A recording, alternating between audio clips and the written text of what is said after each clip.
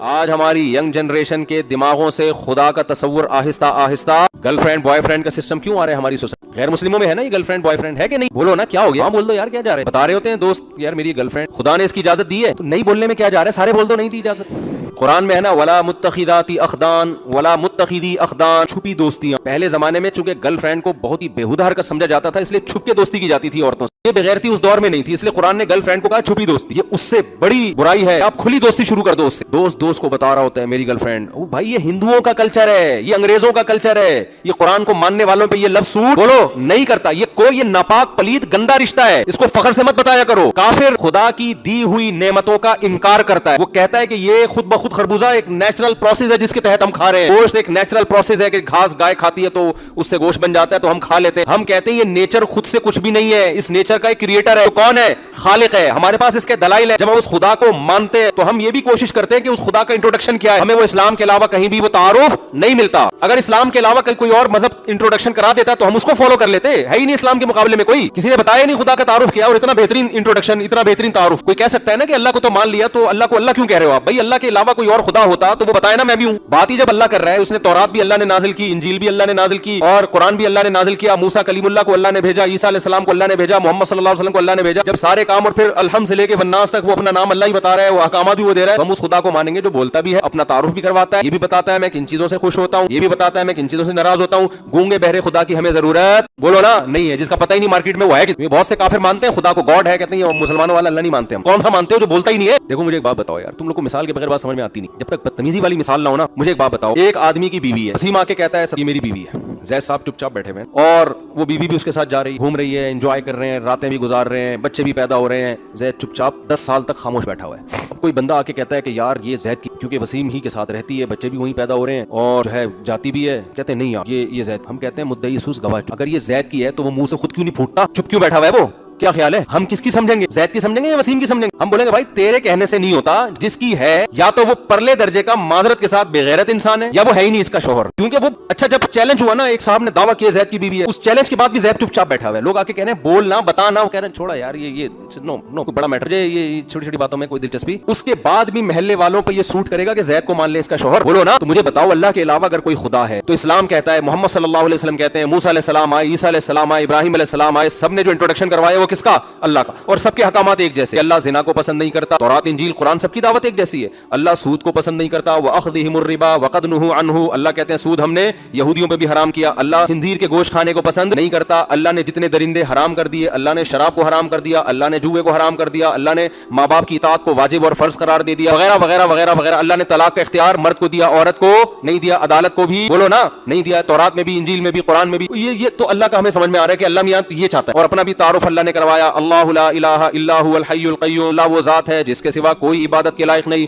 الحی وہ زندہ ہے، القیوم پوری کائنات کو تھامنے والا ہے، لا تأخذہ سنۃ اس کو نہ کبھی اونگ آتی ہے، ولا نوم نہ کبھی نیند آتی ہے، لا تأخذہ سنۃ ولا نوم، لہ ما فی السماوات وما فی الارض، جو کچھ آسمانوں میں جو کچھ زمین میں یہ کس کا ہے؟ اللہ۔ اب اللہ ہمارا والا جو خدا ہے وہ اپنا انٹروڈکشن کروا رہا ہے، پورے قرآن میں احادیث میں وہ تعارف کرواتا چلا جا رہا ہے، کرواتا چلا جا رہا ہے۔ بھائی ہندو کا خدا کہاں ہے؟ وہ بولتا کیوں نہیں ہے کہ یہ غلط والا خدا ہے، اچھا سچی مچی کا میں ہوں؟ عیسائیوں کا کہاں گیا؟ یہودیوں عیسائیوں کا تو ایک ہی ہے، ایتھیسٹ لوگوں کا، ملحد لوگوں کا کہاں گیا؟ پھر کا خدا کہاں گیا؟ وہ بولتا کیوں نہیں ہے؟ وہ ایسی کتاب آسمان سے نازل کیوں نہیں کرتا؟ وہ بتاتا کیوں نہیں ہے کہ مسلمان جس خدا کو فالو کر رہے ہیں بھائی وہ غلط ہے، سچی مچی کا کون ہے؟ میں ہوں۔ وہ دیکھ رہا ہے کہ لاکھوں کروڑوں روپے خرچ کر کے اس اللہ کو خوش کرنے کے لیے یہ بیت اللہ کا طواف کر کے آتے ہیں، ہر سال کروڑوں اربوں روپے خرچ ہو جاتے ہیں، ہر سال کروڑوں جانور یہ اس اللہ کے نام پہ بقرعید کے دن ذبح کر دیتے ہیں، گویا بڑا نقصان ہو رہا ہے دنیا کا، اور نشے سے بچ رہے ہیں، برائیوں سے بچ رہے ہیں، مسجدوں میں اتنا پیسہ خرچ، اتنی زکاتیں نکل رہی ہیں، اتنا کچھ ہو رہا ہے، اور جو سچی مچی والا خدا ہے وہ چپ چاپ بیٹھا ہوا ہے، تماشا کیا کر رہا ہے؟ تماشا دیکھ رہا ہے۔ تو آپ بتاؤ ہم اس کو مانیں گے یا اس اللہ کو مانیں گے جو اپنا تعارف کروا؟ یہ تو وہی ہو گیا نا، یہ تو عجیب بغیرتی والی بات نہیں ہو گئی؟ اگر وہ اللہ کے علاوہ کوئی اور خدا ہے وہ بھی تو منہ سے پھوٹے نا کہ میں کیا ہوں، تو پھوٹ ہی نہیں رہا۔ آسمانی کتابیں اللہ نے نازل کی، آسمانی مذاہب کس نے بھیجے؟ اللہ نے۔ حفاظت بھی جس مذہب کی ہوئی وہ اسلامی ہے، اس کے علاوہ کوئی مذہب دنیا میں محفوظ نہیں ہے، تو اللہ کا تھا تو حفاظت کیوں نہیں کی اللہ نے اس کی؟ بھائی پولیس کو بلاؤ یار، بہت سیریس کیس ہے یہ۔ سمجھ میں آ رہی ہے بات کہ نہیں آ رہی ہے؟ تو حفاظت کیوں نہیں کی اللہ نے اس کی؟ صرف قرآن کی حفاظت کیوں کی ہے؟ تو میرے بھائی ہمارے پاس اسلام کے علاوہ کوئی دوسرا آپشن اللہ تک پہنچنے کا ہے؟ سائنسدان تو ہمیں اللہ تک پہنچائے گا نہیں، وہ تو مادی چیزوں پہ بحث کرتا ہے، خالق کو تو اس نے اپنی ڈکشنری سے نکالا۔ اگر نیوٹن نے اللہ کا تصور پیش کیا ہوتا، نیوٹن نے تجربات کے لیبارٹری میں بتا دیا ہوتا اللہ یہ چاہتا یہ نہیں چاہتا، تو شاید ہم نیوٹن پہ ہی مان لے آتے، بھائی تو صحیح کہہ رہا ہے، تو سائنسدان ہے، تو پڑھا لکھا ہے وغیرہ۔ بھائی ہمارے پاس دعویٰ محمد صلی اللہ علیہ وسلم کا، دلیل بھی انہی کے برحق ہونے کی، تعلیمات بھی انہی کی محفوظ۔ تو میرے بھائی ہمارے پاس اللہ کو سمجھنے، اللہ تک پہنچنے اور اللہ کو خوش کرنے کے لیے اسلام کے علاوہ کوئی آپشن نہیں ہے۔ اب میں آپ سے ایک بات کہہ رہا ہوں کہ دیکھو، ہندو گرل فرینڈ بنائے اس پہ سوٹ کرتا ہے کیونکہ وہ اللہ کو نہیں مانتا، اللہ اس سے خود ہی پوچھ لے گا کہ تم تو جتنا نباتات کھایا کرتے تھے یہ کس نے پیدا کی؟ اگر وہ کہہ دے گا کہ ان پتھروں کے بنے ہوئے بت نے پیدا کیے، اللہ اگر اسے بخش دے تو ہمیں کوئی اعتراض نہیں ہے۔ قرآن میں اللہ کہتا ہے میں چھوڑوں گا نہیں کہ جن بتوں کو اپنے ہاتھوں سے بناتے ہو ان کے کریٹر تم ہو، ان کو کریٹر تم نے کیسے فرض کر لیا؟ عیسائیوں سے اللہ پوچھے گا کہ عیسیٰ ابن مریم تو مریم کے پیٹ سے پیدا ہوئے، انہیں تم نے خدا کیسے کہہ دیا؟ یہودیوں سے اللہ پوچھے گا کہ جب عیسیٰ ابن مریم کے نبی ہونے کے اتنے دلائل تم نے دیکھ لیے، تمہاری کتابوں میں لکھا ہوا تھا کہ محمد صلی اللہ علیہ وسلم اور عیسیٰ ابن مریم آئیں گے، آج تک لکھا ہوا، اور تمہارا دین اب محفوظ بھی نہیں ہے، اگر یہ آخری دین ہوتا تو حفاظت تو ہوتی نا اس کی، تو تم نے اسلام کو فالو کیوں نہیں کیا؟ تم نے میرا بتایا ہوا دین کیوں نہیں لے کر آئے؟ تو وہ جو مرضی کریں وہ جانیں، ان سے سوال ہوگا، اللہ چھوڑے گا کسی کو نہیں، لیکن ہم سے جو بڑا سوال ہوگا وہ یہ سوال ہوگا کہ تم تو بولتے تھے کہ اللہ ہے، تم تو لا الہ الا اللہ کو مانتے تھے، تم تو قرآن کو مانتے تھے، تم نے گرل فرینڈ کیسے رکھ لی؟ تم شراب کے قریب کیسے چلے گئے؟ تم زنا کے قریب کیسے چلے گئے؟ سمجھ میں آ رہی ہے بات؟ تم نے بوڑھے باپ کے سامنے اف کیسے کر لیا؟ تمہیں تو صاف میں نے کہا تھا ولا تقل لہما اف، ماں اور باپ جب بوڑھے ہو جائیں تو زبان سے ان کے سامنے تمہیں اف کا لفظ نکالنے کی اجازت نہیں ہے، کوئی ایسا جملہ جس میں ان کی ذرا سی توہین ہو، اس کی اجازت نہیں ہے۔ کیا کرنا ہے؟ وَخْفِضْ لَهُمَا جَنَاحَ الذُّلِّ مِنَ الرَّحْمَةِ، قرآن کہتے ہیں رحمت سے، ذلت سے اپنے بازوؤں کو ان کے سامنے جھکا کے رکھنا ہے۔ کتنے بڑے آفیسر بن جاؤ، کتنے بڑے گریڈ کے بن جاؤ، اور تمہارے باپ اور ماں دیہاتیوں گواروں دھوتی پہنتا ہو، تمہارا باپ پڑھا لکھا نہ ہو، لیکن جب تم اس کے سامنے کھڑے ہوگے لوگوں کو ایسا لگے یہ باپ جو ہے یہ 22ویں گریڈ کا آفیسر ہے اور یہ گھر کا کوئی چپڑاسی ہے، ایسے لگے دیکھنے میں، یہ اسٹائل ہونا چاہیے آپ کے سامنے اور ماں کے سامنے کھڑے ہونے۔ نہیں آ رہی میرا خیال ہے بات سمجھ میں؟ آج آپ کو ہر چیز کی لاجک چاہیے، یہ کیوں بھائی کیوں؟ کیا جب خدا کو مان لیا تو وہ کہہ رہا ہے میں ان چیزوں کو پسند، باس کے سامنے کیوں کرنے کی اجازت ہے آپ کو؟ بولو نا کیا ہو گیا بھائی؟ باس سے آپ کو لاجک پوچھنے کی اجازت نہیں ہے، خدا سے تم لاجک پوچھ رہے ہو یار، عورت پہ پردہ کیوں فرض ہے بھائی؟ کیا ہے یار، زمانہ اتنی ترقی کر گیا، ایکچولی کر کے بیڑا ہی غرق کر دیا پورے نظام، خواتین بھی کمانے کے لیے نکلے، اسلام نہیں قائل عورت کے کمانے کا، دو ٹوک نظریہ اسلام، مجبوری میں کماتی ہے ایک الگ بات، اسلام نے حکم دیا وقرنا فی بیوتکن، عورت قرار پکڑے گی اپنے گھر میں، جملہ مکمل ضرور کیا کریں تاکہ آپ کو یاد رہے، یہ اسلام کی 2 اور 2 4 کی طرح تعلیمات، مجبوری ہے یا قوم کو کوئی ضرورت ہے کسی فیلڈ میں عورت کی، وہ ایک الگ بات، جیسے گائنی کی ڈاکٹر تو عورتیں ہی ہوں گی نا، وہ مرد تھوڑی ہوں گے، یا لڑکیوں کو پڑھانے کے لیے تو فیمیل ٹیچر ہی ہوگی، جہاں ضرورت ہے ضرورت کی حد تک، باقی گھر سے باہر نکل کے کمانا یہ مرد کی ذمہ داری ہے، یہ عورت پہ اسلامی لحاظ سے سود بولو نا نہیں کرتا۔ یورپ نے ترقی کر لی، عورت کو بھی گھر سے نکال کے مرد کو بھی گھر سے نکال کے، تو گھر ہی مارکیٹ سے شارٹ ہو گئے ان کے، اب گھر ہی نہیں ہے، ہوٹل ہوتے ہیں جہاں میاں بیوی آگے مل رہے ہو، دونوں کمائیں گے تو گھرداری کون کرے گا؟ یہ کس کے حقوق ہیں؟ تو رائٹس کی جہاں بات ہوتی ہے میرے بھائی، انسانی حقوق کی بات ہوتی ہے تو سب سے پہلے رائٹس میں کس کا حق ہے؟ خدا کا، اور اسلام نے ایسا زبردست نظام دے دیا کہ خدا کو اگر آپ بیچ میں لے آئے اور سب سے پہلے خدا کر دیا، ہیومن رائٹس خود بخود ادا ہونا شروع ہو جائیں گے، سمجھتے ہو؟ اور پھر خدا بتائے گا ہیومن میں کس کے رائٹس کتنے۔ گورے نے آپ کو کیا بتایا؟ ہیومن رائٹس میں انسان برابر ہیں، اللہ نے فرمایا برابر نہیں ہے، ماں باپ کا درجہ زیادہ، اولاد کا درجہ کم، میاں بیوی میں شوہر کا درجہ زیادہ، بیوی کا درجہ 1 درجہ، بڑے بھائی کا درجہ زیادہ، چھوٹے بھائی کا۔ بول لو نا کیا جا رہا ہے یار، تم لوگ تو پتہ نہیں کہ گورنمنٹ نے پابندی لگائی ہوئی ہے تمہارے اوپر، ابھی سیاست پہ کوئی تبصرہ چھیڑنے تو دیکھو، کوئی جے یو آئی کا، کوئی پی ٹی آئی کا، کوئی مسلم لیگ کا، کوئی زرداری کو سپورٹ ہے، جنگ چھڑ جائے گی پوری۔ تو اللہ میاں نے کیا کہا؟ تو میں کہہ رہا ہوں نا جو رائٹس میں نے دیے ہیں ان سے آگے نکلنے کی آپ کو چندہ ضرورت۔ بولو گوروں کے ہاں کوئی مر گیا، وراثت کہتے ہیں گورنمنٹ کی مرضی، جیسے چاہے تقسیم کرے، جو قانون بنا دے، اللہ کہتے ہیں بالکل نہیں، یوصیکم اللہ فی اولادکم، تم مر جاؤ گے، اللہ نے تمہاری اولاد کے حصے خود متعین کر دیے ہیں، اس میں گورنمنٹ سے پوچھنے کی چندہ ضرورت نہیں ہے، گورنمنٹ اگر فیصلہ کرے گی کل عدم ناجائز۔ جب یورپ امریکہ جاتے ہیں لوگ ہم سے سوال پوچھتے ہیں بھائی اگر ہم مر گئے تو گورنمنٹ تو اٹھا کے یہ فلاں کو دے دے گی، فلاں کو دے دے گی، ہم کیا کرنے کا؟ چلو بھائی گورنمنٹ نے یہ بھی تو رائٹ دیا ہے نا آپ کو کہ آپ وصیت کر سکتے ہیں، ہاں بھائی میں نے کہا شریعت کے مطابق وصیت کر لیں، آپ بتا دیں میرے مرنے کے بعد میرے بیٹے کو اتنا، بیٹی کو اتنا، فلانے کو اتنا، ڈھمکانے کو اتنا، یہ ملے گا، جو شریعت کے مطابق ہے وہ وصیت کر دیں، اگر نہیں کی تو گناہ گار ہوں گے۔ کیوں؟ آپ کو پتا ہے میرے مرنے کے بعد پھر اولاد کو نہیں ملے گی، یا جس کو کم ملنا ہے اس کو زیادہ مل جائے گا، زیادہ ملنا ہے کم مل جائے گا، تو یہ ظلم ہوگا۔ تو اس ظلم سے بچنے کے لیے آپ پر فرض ہے کہ ملکی قانون بھی نہ ٹوٹے، آپ کیا کر دیں؟ بعض دفعہ وصیت نہیں کی ہوتی یا یہ وصیت کر دی ہوتی ہے سب کو برابر ملے، یہ بھی بہت ہوتا ہے۔ اب بیٹے کا حصہ بن رہا ہے 1 کروڑ، بیٹی کا بن رہا ہے اسلامی روح سے 50 لاکھ، وہاں کیا ہوتا ہے بیٹی کہتی ہے جب میرا بھی 1 کروڑ اس کا بھی 1 کروڑ میرے ابا نے وصیت کی اور گورنمنٹ کہتی ہے ملے گا، کورٹ سے بیٹی کو مل رہا ہوتا ہے 1 کروڑ، تو ہم اس کو کیا کہتے ہیں؟ اس میں 50 لاکھ آپ کے لیے حلال، چاہے اور کورٹ نے فیصلہ کیا ہو، یہ 50 لاکھ آپ کے لیے حلال۔ کیوں؟ یوصیکم اللہ فی اولادکم، کس کو کتنا دینا ہے اس میں خدائی قانون ہمارے پاس پہلے سے. اگر آپ یہ سمجھتے ہو خربوزہ اللہ نے پیدا کیا ہے اور یہ روٹی اللہ نے پیدا کی ہے، یہ گوشت جو ہم کھا رہے ہیں اللہ نے پیدا کیا ہے، اتنا تو اللہ کو حق بنتا ہے نا کہ وہ آپ کو بتا دے کہ کس کو کتنا حصہ دینا ہے. نہیں بھی لفٹ کرانے کے لیے اگر آپ تیار نہیں ہے، ایسے خدا کو ماننا نہ ماننا برابر. پھر اللہ کہتے ہیں مجھے ماننے کی، جیسے انگریز کتنا مانتے ہیں، او مائی گاڈ، بس یہ اللہ کو مانتے. ان سے پوچھو گاڈ کہتے ہیں شراب حرام ہے، کہہ رہے یار یہ مذہبی پادریوں کی باتیں، مولویوں کی باتیں ایک طرف رکھو. او مائی گاڈ کیسی بات کر رہے ہو. پھر دوبارہ گاڈ کو لے آئے گا. اس کو بولو یہ گرل فرینڈ ہماری انجیل میں لکھی ہوئی ہے، بائبل میں لکھا ہے گرل فرینڈ نہیں ہوتی، نکاح ہوتا ہے. او مائی گاڈ کیسی باتیں کر رہے. گاڈ کا تذکرہ بہت کرے گا، قانون سارے ریاست کے قانون کو یا اپنے کلچر کو فالو کرے گا. اس سے بولو بھائی یہ جو آپ نے چڈا پہنا ہوا ہے نا، ناف سے لے کے گھٹنے تک کا حصہ چھپانا کیا ہے، گاڈ کی نظر میں فرض ہے. او مائی گاڈ کیسی باتیں کر رہے ہو. تو وہ چڑیاں بھی پہن لیتے ہیں اور وہ بھی تکلف ہے. ابھی اگلی صدی میں چڈی وڈی بھی مارکیٹ سے شارٹ. تو جس حساب سے وہ ماڈرن ہوتے چلے جا رہے ہیں نا، تو لگتا نہیں ہے کہ کوئی یہ تکلف، کیونکہ سائنسی ترقی میں چڈی بھی رکاوٹ بنتی ہے. اب سائنسدان کو جب ترقی کرنی ہے تو پہلے نیکر پہنے گا پھر اتارے گا، پھر وہ کہتے ہیں یار آزاد بالکل بیٹھو جا کے بس.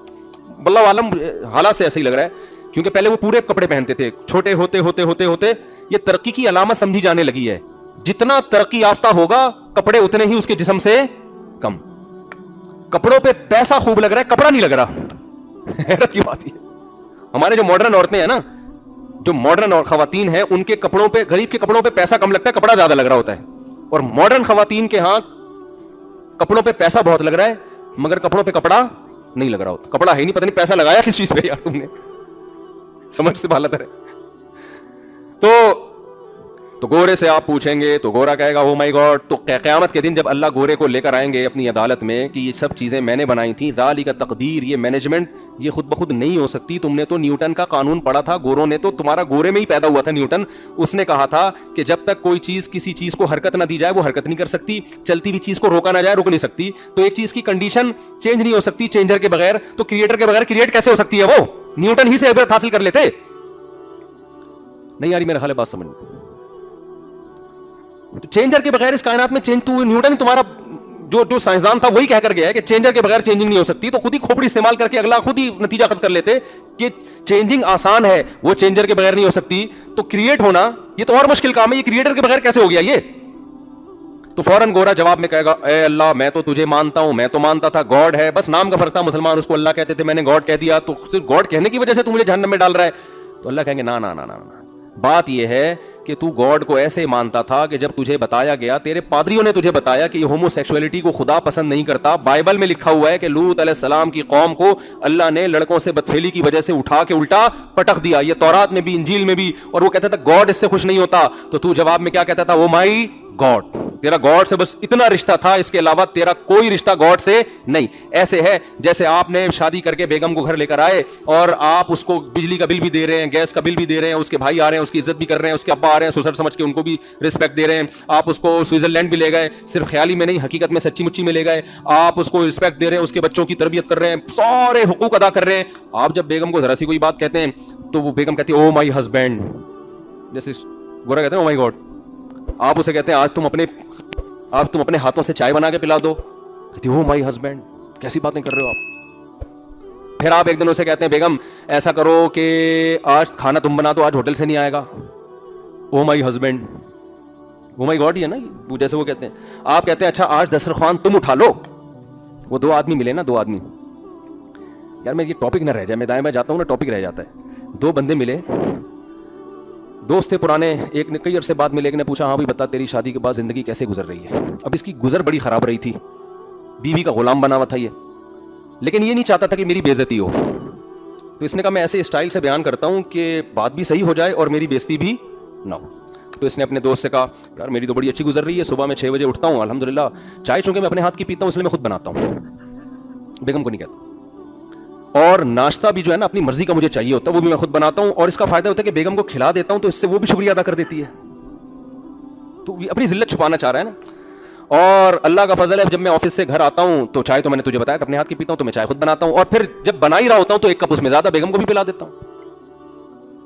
اس کے بعد جو رات کا کھانا ہے وہ میں اس لیے بناتا ہوں کہ برتن بھی وہ میرے ساتھ دھوتی ہے، کیونکہ لہذا مجھے فرض بنتا ہے کہ جب وہ برتن میرے ساتھ دھو رہی ہے مل کے تو کم از کم کھانا میں خود بنا لوں. اور جب اتنے سارے کام میں اپنے ہاتھ سے کر لیتا ہوں تو پھر میں سوچتا ہوں کہ کپڑے بھی دھو لو یار، کیا جا رہا ہے انسانی کی خدمت کا ثواب. میرا اللہ کا شکر بڑی اچھی زندگی گزر رہی ہے. تو سنا کیسی گزر رہی ہے؟ اس نے کہا میری بھی کتے جیسی گزر رہی ہے، لیکن مجھے ایسے بتانا نہیں آتا جیسے تو بتا رہا ہے. یہ لطیفہ ہمیں سنا ہے حضرت فیروز میمن صاحب دامت برکاتہم، ان کی خانقاہ میں گئے، اس نے کہا گزر میری بھی کتوں کی طرح رہی ہے جیسے تیری گزر رہی ہے، لیکن مجھے ایسے بتانا نہیں آتا جیسے تو بتا رہا ہے، تو بتانا تجھے بڑا ٹائٹ طریقے سے آتا ہے۔ تو اب آپ بتاؤ، آپ نے بیگم سے بولا بیگم سارے کام میں کر رہا ہوں، تم یہ دسترخوان اٹھا لو، کہتی او مائی ہسبینڈ۔ ایک دن آپ کو غصہ آئے گا، خدا کے لیے مجھے ہسبینڈ کے علاوہ کچھ اور بول دے، یہ ہسبینڈ کہہ کے میری توہین نہ کیا کر، یہ رسپیکٹ کی مجھے بالکل بھی ضرورت، تو مجھے وسیم کہہ دے، مجھے غفار بھائی کہہ دے، کچھ بھی کہہ دے، خدا کا واسطہ یہ ہسبینڈ کے تکلف کی بالکل بھی ضرورت، یہ تکلف نہ کیا کر، تو ایسے احسان جتلا رہی ہے جیسے تو مجھے اپنا ہسبینڈ تو مجھے اپنا ہسبینڈ مانتی ہے۔ تو اس طرح میرے بھائی یہ گاڈ کا جو تصور جو ہم لوگوں نے بنا لیا ہے، صرف بات بات پہ خدا کی قسم، اللہ کی قسم، اللہ کا واسطہ، اللہ کے نام پہ یہی چل رہا ہے، اور چند رسومات رہ گئی ہیں، بقرعید پہ ایک جانور کاٹ لیتے ہیں کیونکہ میں پھوڑنا پھاڑنے کا موقع بھی مل جاتا ہے، میں کیا خیال ہے، حج ہو جاتا ہے، تھوڑا سا تفریح بھی ہو جاتی ہے اس میں، عمرہ ہو جاتا ہے، تھوڑی سی تفریح بھی ہو جاتی ہے اس میں، اور اللہ بھلا کرے آپ کا عید میں ہم منا لیتے ہیں، مسلمان ہیں کیونکہ بہرحال عید کا اپنا انجوائے کرتے ہیں، اس رمضان کے روزے سردیوں میں رکھ لیتے ہیں، تھوڑا سا ڈاکٹر بھی کہتے ہیں رکھ لو، گرمیوں میں اب لوگ سوچ رہے ہوتے ہیں، ہمارے پاس تو کیس آ رہے ہوتے ہیں یار آج میں نے روزے کی نیت نہیں کی، دیکھنا کہ گرمی زیادہ ہے تو نہیں رکھوں گا، اگر نہیں ہوئی تو پھر نیت کر لوں گا، اس طرح کے سیٹ اپ چل پڑا ہے۔ تو اللہ میاں کو ایسے خدا ماننے کی ضرورت بولو نہیں ہے، بالکل بھی نہیں ہے۔ ابو جہل جو کلمہ نہیں پڑھتا تھا نا، اس کو پتا تھا پڑھنے کے بعد بڑے مسئلے کھڑے ہو جائیں گے، ایسا ہی نہیں ہوگا کہ اگر ابو جہل اس دور میں پیدا ہوتا کہتا ہے یار خام خامے میں نے بلا وجہ کلمے کا انکار کیا، یار پڑھ لیتا کیا جا رہا تھا، 1400 سال سے گالیاں پڑھ رہی ہیں مجھے۔ اس کو پتا تھا بھائی ماننے کا مطلب کیا ہے، پھر اللہ کی بھی ماننی پڑے گی، سمجھتے ہیں کہ نہیں سمجھتے ہیں؟ تو اللہ تعالیٰ نے جو احکام دیے ہیں میرے بھائی، جب آپ مانتے ہو تو ان احکام کو فالو کرنا پڑے گا، نہیں کرو گے دنیا میں کچھ بھی نہیں ہوتا، سارا دھوکہ یہاں سے ہوتا ہے، کیونکہ ہم دیکھتے ہیں کہ جو بے نمازی ہے اس کو بھی اتنی روٹیاں ملتی ہیں، جو نمازی ہے اس کو بھی اتنی روٹیاں ملتی ہیں، جو داڑھی جس نے رکھ لی وہ بھی ویسے ہی ہے، بغیر داڑھی کے بھی ویسے ہی ہے، اور بلکہ وہ تھوڑا زیادہ پڑھا لکھا کہلاتا ہے، اور جناب جس نے سود سے بچ گیا، سودی بینک میں جاب چھوڑ دی، وہ زیادہ ٹینشن میں آیا ہوا ہوتا ہے، جو بینک کا مینیجر بنا ہوا ہے وہ نوٹ چھاپ رہا ہوتا ہے بیٹھ کے، اور جناب اللہ بھلا کرے آپ کا جو بہن کی وراثت دے دیتا ہے وہ تو ٹینشن میں آتا ہے، جو کھا جاتا ہے آج ان کے مزے ہیں، کیا خیال ہے؟ تو کوئی آسمان نہیں ہے۔ لوط علیہ السلام کا واقعہ، وہ اللہ نے لڑکوں سے بدفعلی کی وجہ سے پوری قوم کو پٹک دیا، ہم تو دیکھ رہے ہیں اب تو قانون پاس ہو رہے ہیں دنیا میں، اس کو لیگل قرار دیا جا رہا ہے، نہ آسمان پھٹ رہا ہے نہ زمین پھٹ رہی ہے، کچھ بھی نہیں ہو رہا، پتہ نہیں ہے مولویوں کی بنائی ہوئی باتیں ہیں، اور اساطیر الاولین، مشرکین کہتے تھے پرانے لوگوں کے نصیحت کرنے کے لیے قصے کہانیاں ہیں، کیونکہ موٹیویشن کے لیے کچھ نہ کچھ تو قصے چاہیے نا سنانے، تو یہ سنا دیتے ہیں، محمد صلی اللہ علیہ وسلم کچھ واقعات سنا دیتے ہیں کہ ایسا ہوا تھا، ونس اپون اے ٹائم ایسا ہوا تھا، تو پرانے قصے ہیں، کوئی کچھ بھی نہیں ہے، ان ہی الا حیاتنا الدنیا، صرف یہ ہماری دنیا کی زندگی ہے، نموت و نحیا، ایک نیچرل پروسیس ہے، ہم پیدا بھی ہوتے ہیں مرتے بھی ہیں، ہم بھی پیدا ہو گئے، جہاں اتنے لوگ ہو رہے تھے تو ہم بھی مارکیٹ میں آ گئے، ٹھیک ہے نا، تو سب کی ماں کی چھاتیوں میں دودھ پیدا ہوتا ہے، ہماری ماں کی چھاتیوں میں بھی ہو گیا، سب کو بچپن میں ماں کی ممتا ملتی ہے، ہمیں بھی مل گئی، سب کا آسمان سے بارشیں جب برستی ہیں تو سب پیتے ہیں پانی، ہم بھی پی لیتے ہیں، خربوزے پیدا ہوتے ہیں تو وہ آج سے تھوڑی ہو رہے ہیں، کوئی یہ خربوزے پہ پورا مفتی صاحب نے آدھا گھنٹہ بیان کر دیا، یہ کیا بات ہوئی بھائی؟ کوئی خربوزہ پہلی دفعہ تھوڑی پیدا ہوا ہے آج، ہمیشہ سے پیدا ہو رہا ہے، کھا رہے ہیں خربوزے کے، وہ بھی بنتا ہے، اس کی فروٹ چاٹ بھی بنتا ہے، انار بھی بنتا ہے، سبزیاں بھی ہوتی ہیں، کھا رہے ہیں پی رہے ہیں، یہ کیا ان ہی الا حیاتنا الدنیا نموت و نحیا، مرتے بھی ہیں زندہ بھی ہوتے ہیں، تو ایک دن آئے گا ہم 50 سال کے 60 سال کے اور 70 80 85 سال کے ہو کے بالآخر انتقال کر جائیں گے، تو ایک دن مر جائیں گے تو قبر میں دفنا دیے جائیں گے، پھر کیڑے آ کے لاش کو کھا کے ختم کر دیں گے، مولویوں کی باتیں، فرشتہ آتا ہے پوچھتا ہے من ربک، تمہارا رب کون ہے، نہ فرشتہ کسی نے دیکھا، نہ کوئی جو ہے وہ سوالات کبھی قبر کھول کے ہمیں نظر آئے کہ اندر ہو کیا رہا ہے، نہ ہمیں کبھی قبر میں آگ نظر آئی کہ جہنم کے گڑھوں میں سے گڑھا ہے، نہ کبھی قبر میں ہمیں کوئی باغ نظر آیا کہ جنت کے باغات میں سے ایک باغ ہے، سب بنائی ہوئی باتیں ہیں، قصے ہیں، کہانیاں ہیں، خربوزے کھاؤ اور موج مستی کرو اور زندگی گزار کے پتلی گلی سے نکل جاؤ۔ نہیں آ رہی بات میرا خیال ہے، تو یہ لائف اسٹائل ہے آج کس کا؟ ہاں کبھی کبھار ٹوپی پہن لیتا ہے کیونکہ کلچر ہے ہمارا، اسلام کلچر کا حصہ ہے نا، جیسے 25 دسمبر کو جتنے بھی کرسچن ہیں نا، چاہے وہ کرسچینٹی کو نہیں مانتے ہوں لیکن وہ میجورٹی ان میں چرچ چلی جاتی ہے کہ یار باپ دادا سے ایک چیز چلی آ رہی ہے کہ 25 دسمبر کو تو چرچ میں چلے جاؤ نا، تو ایسے ہی مسلمان کہتا ہے بھائی کوئی بھی نماز نہ پڑھو، جمعے کو تو تھوڑا نہا دھو لیا کرو، اس بہانے آدمی تھوڑا سا نہا دھو لیتا ہے، کیا خیال ہے؟ ٹوپی پہن لیا کرو، تھوڑا مسلمان لگتا ہے دیکھنے میں، سمجھ میں آ رہی ہے، اور ختنے بھی کرا لیتے ہیں، اور یار مر گئے تو جنازہ پڑھوا لو، ہر ایک قوم کا مرنے کا ایک خاص طریقہ ہوتا ہے، ہم تھوڑا چونکہ مسلم ٹائپ کے اور ذرا پروٹوکول کے ساتھ دفن ہو جاتا ہے، جنازہ ونازہ اگر بالفرض بخشش ہونی ہوئی تو ہو جائے گی، نہیں ہوئی تو کیڑے ویڑے کھا کے کیا کر دیں گے بھائی، اس کا بھی امکان ہے نا، ایسا نہ ہو کہ واقعی سچی مچی کا قبر کا عذاب ہی نکلے، تو تھوڑا سا سیف سائڈ بھی رکھی ہوئی ہے مسلمان نے، थोड़ा सा क्या रखा हुआ है यार, एक थोड़ा सा अपने लिए रखो, थोड़ा बहुत। तभी मस्जिद में आके कभी चंदे के बॉक्स में थोड़े से पैसे डाल देते हैं यार। बिल फर्ज अगर ये सब सच निकला तो मैं तो चौड़े में आ जाऊंगा, यही होता है ना। तो यार थोड़ा बहुत तो यार एक कुआं खुदवा दो यार, एक पंखा लगा दो अब्बा के नाम का, शायद अब्बा टेंशन में हो वहां पे, तो हो सकता है पंखा लगाने से शायद कुछ हो जाए, नहीं तो कीड़े ने खा के खत्म कर दिया तो गरीबी। ये कॉन्सेप्ट मुसलमान का इस वक्त बोलो ना चल रहा है। ये वो तस्वुर नहीं है जिसकी बेस पर आप अपनी लाइफ को बिल्कुल तब्दील कर लो। इसमें आप ट्रायल बेसिस पे थोड़ा थोड़ा इस्लाम को फॉलो करोगे कि बिल फर्ज अगर